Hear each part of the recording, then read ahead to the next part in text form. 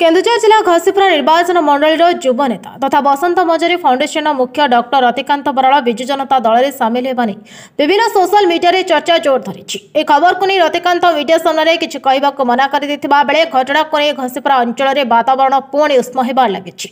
कारण रतिकांत बराड़ 3 दशंधि धरी कांग्रेस राजनीति में विभिन्न पदपदवी रही जड़े सक्रिय तथा टाणुआ आगधाड़ी युव नेता भाव निजर स्वतंत्र परिचय सृष्टि कर बेस जनाशुना थे।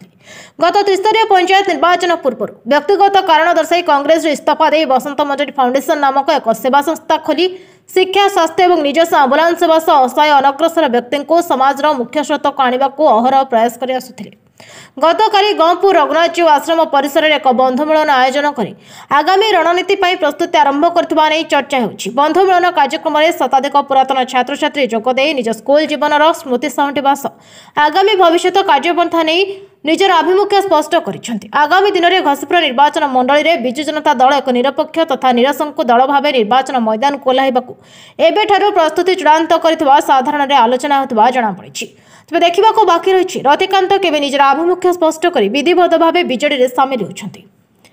आज उद्देश्य कौन 19 दरिद्रनारायण विद्यापीठ 1986 मसीहार बैच आम आज आमर पुरातन छात्र बंधु मैंने आपण मैंने जानते दरिद्रनारायण विद्यापीठ हलती ये अंचल को शिक्षा क्षेत्र में दिग्दर्शन देता।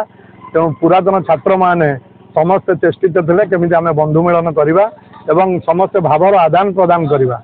आज से ही उद्देश्य नूतन वर्ष 2024 आम बंधु मिलन करूँ आखपाखर सबू जगार 100 ରୁ 150 छात्र आम जो मैंने आम बैच रे थिले समस्ते पुओ झील समस्ते जगह एकत्रित होती ये अंचल को शिक्षा स्वास्थ्य क्षेत्र में आगू नापी आज समस्ते संकल्पबद्ध अच्छा जहाँ बसंत मंजरी फाउंडेशन द्वारा चली गरीब मेधावी छात्र को पढ़ेवा और स्वास्थ्य क्षेत्र अंचल को दिग्दर्शन दवा से ही काम जारी रखा। यह 2024 मसीह बंधु मान समस्ते आज प्रतिज्ञा कर समस्ते सहयोग हाथ बढ़ाई 86 मसीहा बैच दरिद्रनारायण विद्यापीठ हलती आगामी दिन एरिया को दिग्दर्शन देव और आलोकित कर आज बंधु मिलन उद्देश्य। आगामी दिन में आम निश्चित भाव शिक्षा क्षेत्र में अंचल बहु तले अच्छी स्वास्थ्य क्षेत्र में बहुत तले अच्छी आप देखुं आंबुलांस मध्यम डेली 100 रोगी आम सेवा प्रदान करूँ बहु गरीब छुआ को आम पाठ पढ़ाऊँ।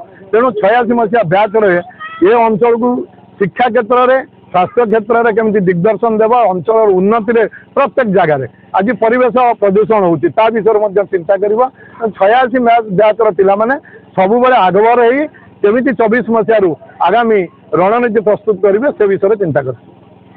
मो ना सत्यभामा दास आम 86 मसीहार बंधु मिलन आम कर जो बैच थिलु आम समस्ते खुशी अच्छु आमर एते दिन पर आम मिलन होती आम भाविचु आगामी पीढ़ी रे किसी किसी आम उपकार करूँ गरीब लोक किसी करूँ कि छोट छोट पिलांई किसी करूँ कि पार्क हो कि बहीपत्र हो कि कौन आम यही विषय किसी आम यही मिलन में आलोचना करूँ आम यहीपरि उपकार पिला मनस्त करूँ। आनंदपुर राजकिशोर जेना रिपोर्ट नायवती टीवी।